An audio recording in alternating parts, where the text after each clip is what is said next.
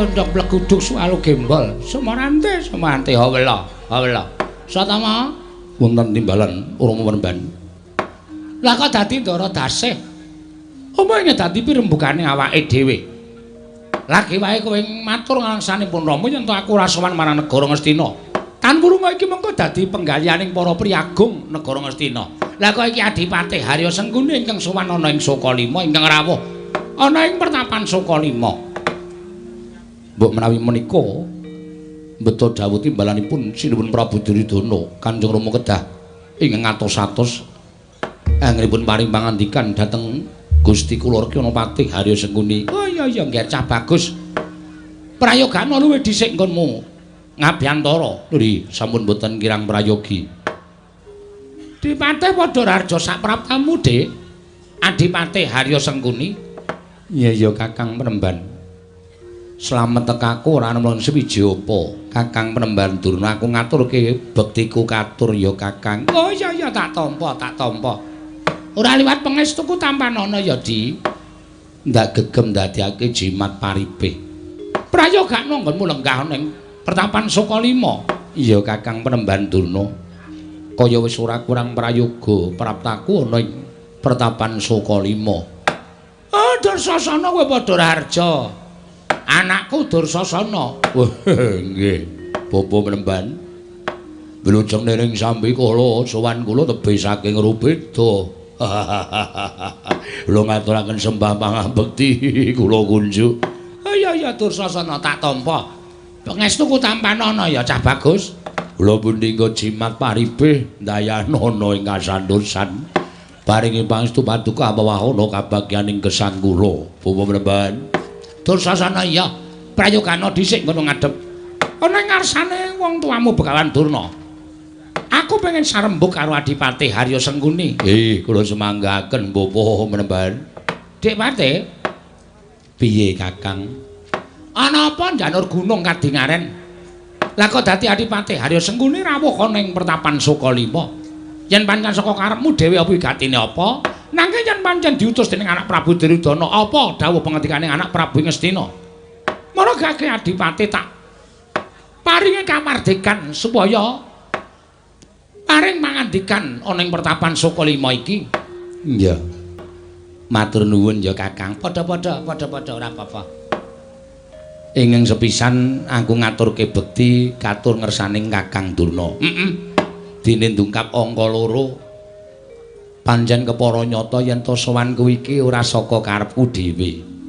Lan aku percaya Kakang Penemban kuwi pandhita ingkang lantip panggraitane mesti wis isa maca karo batine adimu lanang Sengkuni. Ning luwih prayoga lamun kowe mblabari kok, Dik. Mblabari apa wigatine? Oh ngono. Iya. Supaya luwih cetha merga panerka panyakra bawa sarta nggonku bakal maca marang gelagating atimu mau durung karuan jumbuh karo sediamu. Oh iya. Yen pancen ngono aku tak matur. Iya, gage matura. Ngene ya Kakang. Sejatine praptaku diutus dening anak Prabu Duryudana kinenanjihake marang Kakang Penemban Durna. Ingkang wis watara suwene sak candra iki Kakang Penemban Durna ora keparang sowan ana ing negara Ngastina. Kuwi dadi pitakonane anak Prabu Ngastina, dadi penggaliane anak Prabu Ngastina. Kang, sampeyane kudune ngrumangsani yen Kakang Penemban kuwi urip ana ing negara Ngastina, ana ing pengayomane anak Prabu Ngastina. Panjenengan diparingi pengayoman, panjenengan diparingi penguripan, panjenengan diparingi derajat pangkat lan kelungguhan dening anak Prabu Ngastina. Ning kok nganti teka dina iki sampeyan ora kersa sowan ing negara Ngastina kuwi sebabe apa? Yen pancen ana pengendikaning anak Prabu ingkang gawe kogel kagelan atine Kakang Penemban Durna digenahke supaya mengko entuk dalan ingkang padhang. Yen to pancen Kakang Penemban Durna kuwi kurang nggone ngenyam derajat lan pangkat, anak Prabu Ngastina wis paring dawuh karo aku, Kakang Penemban Durna kinten munjuk atur kepingin derajat pangkat apa. Yen bondo donya Sokalima kene kurang akeh, anak Prabu Ngastina wis paring dawuh karo aku, bakal diparingi sak cukupe yen perlu turah saka keparenge Kakang Penemban Durna. yen ana perkara liyane tumuli paringa dawuh Kang. Kakang Penemban Durna aja kaya ngono. Kok terus ora sowan ing negara Ngastina kuwi dadi penggalianing para priyagung, dadi penggalianing para sepuh lho Kakang Penemban. Ngono ya, Dik? Iya. Ya, tak wangsuli mbaka siji. Apa sing dadi pengendikaning Adipati Harya Sengkuni? Ya Kakang Penemban Durna. Kok sik yen Adipati Harya Sengkuni kuwi ngendikake kamukten sarta derajat pangkat ingkang ndak rasakake dina iki saka peparinge anak Prabu Ngastina. Oh, kuwi kleru lho, Di, kleru. Kowe salah. Salahku nggo napa? Iki kabeh dudu peparingane Sinuhun Prabu Duryudana. Nanging iki peparingane ya kuwi Sinuhun Prabu Dastarata duk nalika semana. Salengsaning Prabu Dastarata ing gumanti kepraban ana ing negara Ngastina kuwi putrane Pambayun ya kuwi anak Prabu Kurupati ya Jaka Pitana ya Duryudana saiki kuwi. Dadi nek upama sampeyan ngendikake kamukten derajat pangkat sing diparingake marang Begawan Durna kuwi saka anak Prabu Duryudana. Oh, nuwun sewu ya, Di, nuwun sewu. Perlu dikaji ulang. Mbok rasa aeng-aeng Kang ngomongan. Perlu tak teliti dhisik merga kuwi sing maringi anak Prabu utawa Sinuhun Prabu Dastarata. Iya, ya wis. Nek aku salah aku nyuwun ngapura. Ora apa-apa, ora apa-apa. Ming tak benerke kok aja nganti kowe duwe penemu yen kamukten sing tak rasake iki peparingan anak Prabu Duryudana. Oh, dudu. Ya meng aku wis kebacut suwita marang negara Ngastina. Sapa wae sing dadi ratu negara Ngastina kuwi dadi sesembahanku. Iya. Ning perlu dijejekake bab perkara le paring kamukten marang Begawan Durna kuwi dudu anak Prabu Duryudana ning anak Sinuhun Prabu Dastarata. Ya. Ingkang angka loro apa ana priyagung Ngastina ingkang gawe kagelan atiku. Nuwun sewu ya, Dik. Lek wis rawuh karo wong Ngastina kuwi wis tetaunan, wis puluhan taun. Dadi aku wis apal lambe ati ning piyai-piyai Ngastina kuwi wis apal. Yen digagas tenanan pancen pengendikaning piyai-piyai Ngastina kuwi kadang kala sok natoni ning ati, sok gawe ora penak ana ing ati. Nanging jebul kabeh mau wis dadi pakulinan, kabeh mau wis dadi saben dinan. Tegese wis dilakoni saben dinane. Mula aku kudu tetek tangguh-tanggon yen to rembugan karo piyai luhur negara Ngastina ingkang tanpa tedeng aling-aling upama ngluputke kancane ya coblaka didumuk ning arep rai. Ngono kuwi wis biasa wis kelakon. Iya. Dadi aku wis kulina yen to ngadepi karo piyai luhur negara Ngastina. Upama aku dikarani kurang nggone duweni prabeya. Oh, Dik Pati nuwun sewu. Nuwun sewu lho, Di. Aku tak takon karo sampeyan jane prabeya iki dienggo ngapa to? Prabeya iki dienggo ngapa? Bondo donya iki dienggo ngapa? Ditumpuk asanda langit, nek wis ditinggal mati ora bakal ana kocapane apa-apa. Pol-pole dijarah kanca-kancane kuwi. Iya. Upama numpuk brana picis, numpuk barang sing kerta ajine gedhe. Ning upama engko dipundhut panguwasaning Gusti, wis ora bakal duweni piye-piye. Mula tumrap Begawan Durna, brana picis prabeya, derajat pangkat ki tumrap aku mung sampiran. Kuwi mung kadonyan. Upama ora kuat kegonan derajat pangkat, bondo donya lan kelungguhan. Wong mesti mau salin seringat kuwi wis biasane kaya ngono. Mula aku bab perkara bondo donya ki ora tak oyak banget kok, Dik. Bab perkara derajat pangkat ki ora tak oyak banget. Upama Begawan Durna ki derajat pangkate wis tekan pendhita, ya wis pendhita iki tak lakonani kanthi apik. Upama bondo donyaku ki ming semene, ya wis tak cakne kang kanthi becik ing kanthi apik. Ora bakal ngangah-angah, aku golek bayar sing luwih akeh, aku golek bayar sing luwih gedhe. Tumuli aku suwita marang negara liya saliyane negara Ngastina. Oh, kuwi dudu wacake Begawan Durna. Nah, eneng kene iki kowe kudu iso ngonceki sipate Begawan Durna ingkang sejati iki kaya ngapa. Aja tak anggap pendak-pendak ana negara Ngastina aku tumindak elek, pendak-pendak negara Ngastina aku tumindak ingkang lereke marang ora babakan kautaman. Kabeh mau mung samudana, Dik. Ning sejatine putih sucine Begawan Durna ki ya ana saka lima kaya ngene iki. Mula kowe sok dolan mrene ben ketularan lepo putih atimu. Iya. Ya Kakang dadi dudu perkara bondo donya, dudu perkara derajat pangkat. Dudu perkara kuwi. Apa perkara Kakang kepengin duwe derajat sing luwih dhuwur? Ra wis tak dadekke siji rembug marang aku to. Derajat pangkat kadonyan iki dienggo apa? Kuwi dudu bab sing wigati tumraping Begawan Durna. Ning sejatine ngene ya, Di. Aku kuwi duwe gegayuhan. Ya mung gegayuhanku kuwi ora aja nganti kawanguran dening sapa wae. Gegayanku kuwi aja dingerteni dening sapa wae. Iki sing tak simpen ana ing jroning atiku sing jero. Nadyan anakku Satama wae ora tak paringi dawuh. Aja meneh kok wong liya. Sik. Sampeyan paring dawuh kaya ngono kuwi nek ngono nganggep karo aku wong liya. Lho, lek udu wong liya piye? Wong kowe karo aku ketemune ya duk nalika ana lakon Lengatala. Tumuli aku njupuk Lengatala saka sumur upas. Kanthi aku ngrakit sukep dom-doman tak lebokake jroning sumur wekasan gendaka iso tak junjung terus kowe ngrangkul aku mbok anggap aku wong pinter mbok anggap aku wong sing sekti tumuli aku diparingi derajat banget karo Sang Dastarata tegese kowe karo aku ki ora ana sambung getih apa-apa kowe karo aku ki mung kanca ning mergo banget nggone raket tumuli manjing dadi sedulur kowe karo aku ki dudu sanak kadang dudu rowang ya mung padha-padha mukti nang negara Ngastina oh ngono ta dadi yen ngono saiki ketok banget nek Kakang Durna kuwi ora nganggep aku sedulur. Kok sik tadi sing dianggep sedulur ki yen ana garising getih utawa turuning daging, ana sambunging getih sambunging daging kuwi dianggep sedulur. Ning yen kaya aku karo sampeyan kuwi kanca, ning ya kala mangsane kanca iso dadi sedulur, sedulur iso dadi mungsuh, kuwi pirang-pirang. Ning tak jaluk aja nganti banget entrane nggone awake dhewe nggone sambung pasduluran iki iso dadi mungsuh. Aja dilanggengke ya Dik Patih.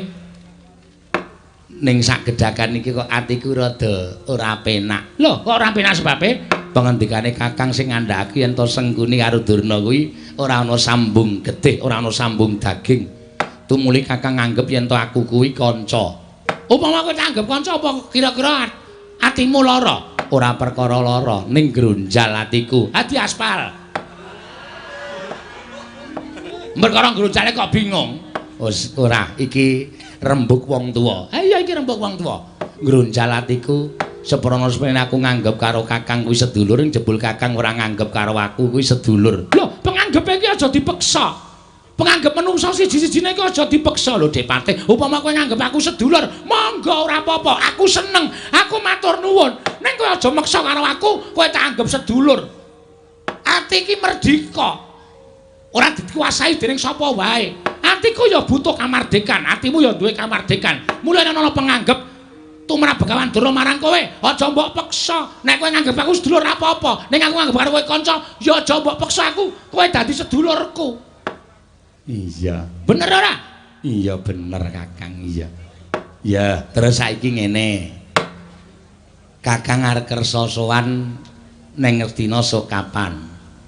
Nek pancen panjenengan wis nemtokake dinane kapan Pasewakan arep sowan, ya tak jaluk sowan. Nek Kakang ora arep sowan, tekan sok kapan kula ndak aturi paring pangandikan. Ning nek Kakang iki mengko tak suwuni priksa tetep ora kepengin sowan, ya nuwun sewu.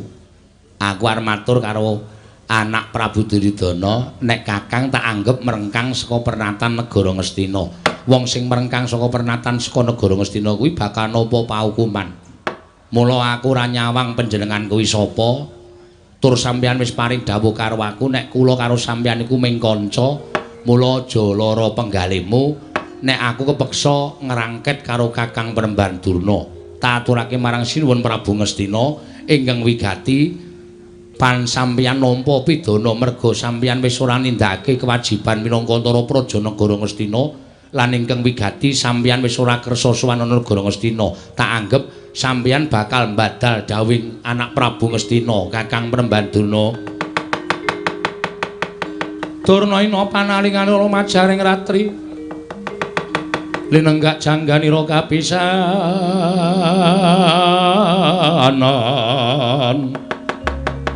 aneng prang Bratayuda ing lara tenan ta.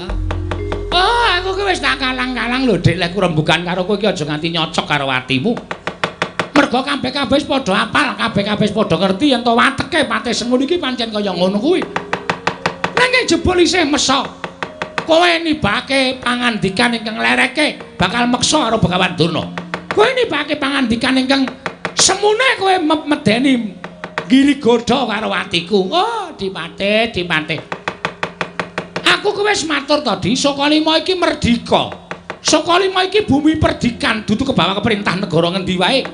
Dene aku swita dening Anak Prabu Duryudana kuwi janjane aku mung nerosake marang pangendikaning Sinuhun Prabu Dastarata ing kudu tansah setya tuhu marang Nalendra Ngastina. Sapa ingkang dadi Nalendra? Aku wis ngetokke dawuh. Aku mung kepengin ngaso sawetara tak mapan ning pertapan Sokalima jeraku ya ndek kewajiban mulang marang para cantrik-cantrikku, mulang marang para abdi-abdiku kabeh. Neng pendak-pendak aku mesti kudu sowan negara Ngastina. Dik, sing jeneng manungsa kuwi duwe perkara lho. Sing jeneng manungsa kuwi mesti duwe bab ingkang dadi pepinginane manungsa mau. Mula pendak-pendak duwe pepinginan ya kudu diupadi lan dibudidaya supaya iso kelakon. Nek aku lagi kahanane kaya ngene iki aja mbok peksa to, aja mbok peksa. Nek kowe meksa karo Begawan Durna kuwi tegese kowe mbondo marang kamardikaning Begawan Durna. Ora usah kakehan gunem sing tanpa guna.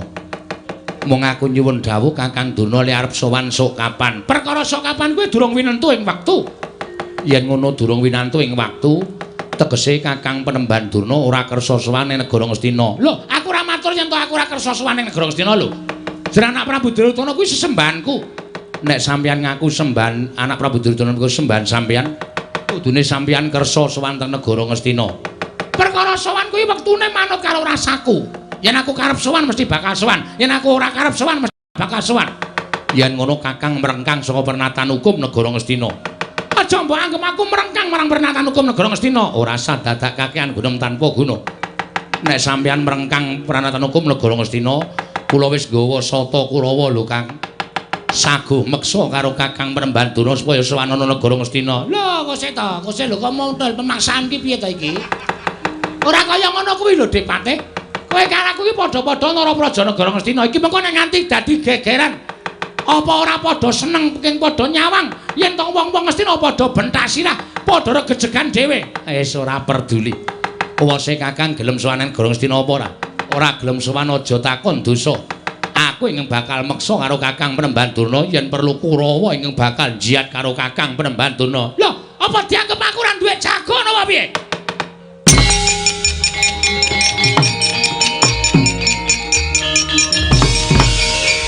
Nuwun sewu. Para Kinopati. Rama Penemban Durna menika tiyang sepuh kula. Menawi Kinopati badhe jiat dhateng Rama Penemban Durna, kula nuwun sewu. Anake lanang ora trima. Iya, ya aku wis ngerti Kak Satama. Sinam pancen tak jontrot ucap kaya ngene, pancen niatku supaya kowe kuwi rumangsa dadi anake Begawan Durna. Nek bapakmu tak rudha paripeksa kira-kira anake lanang bakal murina apa ora? Kula menika anakipun Begawan Durna menawi jenengan badhe meksa dhateng Begawan Durna, langkung-langkung pepundhen kula Raden Kurawa. Pangeran Pati negari Ngastina badhe meksa dhateng Rama Penemban Durna kula ingkang boten trima. Wah, Satama. Kowe iki mung abdi arwani karo Pangeran Pati sarta nggo menange apa? Nyuwun pangapunten Raden. Sampun ngantos ngembe dhateng kula. Giri Lusi jalma tan kena knira. Sampun kulina ngempuke watu ngatoske banyu. Ning kula aturi nyawang dhateng blegering Aswatama. Aswatama menika anak Begawan Durna. Ning nganti Aswatama kalah karo para Sata Kurawa tak entengake patine Bambang Swata. Wah, jiat larak metu apa lagi.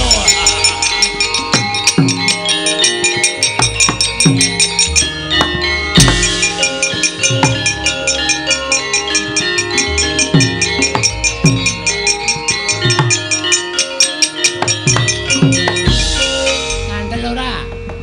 Iki to karepmu, Dik Patih. Kok ngene iki to karepmu?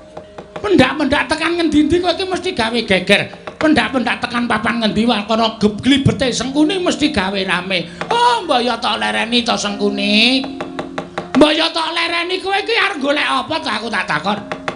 Wong setemene nek aku dikeparengake mbatang atimu.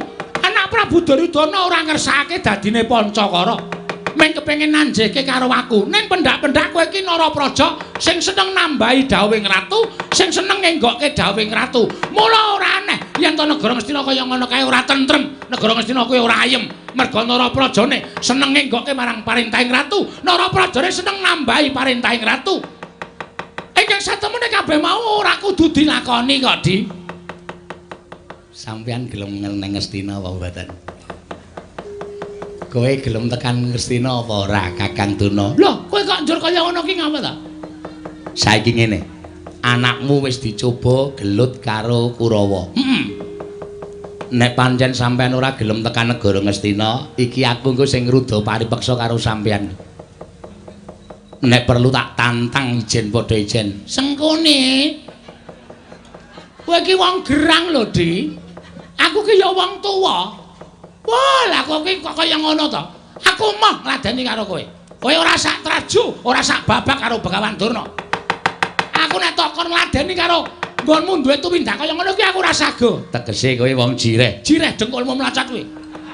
Apa ngerti Begawan Durna ki wong jireh? Wah, Begawan Durna ki wong kendel. Begawan Durna Kumbayana kuwi nalika enome ora ana sing tak wedeni. Nyatane tak tantang sampeyan gelem nang negara Ngastina, nek ora gelem tak jak gelut, nek pancen gelem nekuk sowan nang Ngastina, ayo tak derekake. Iki durung wancine, Dik Pate, aku isih duwe gegayuhan. Tegese sampeyan ora gelem mangkat.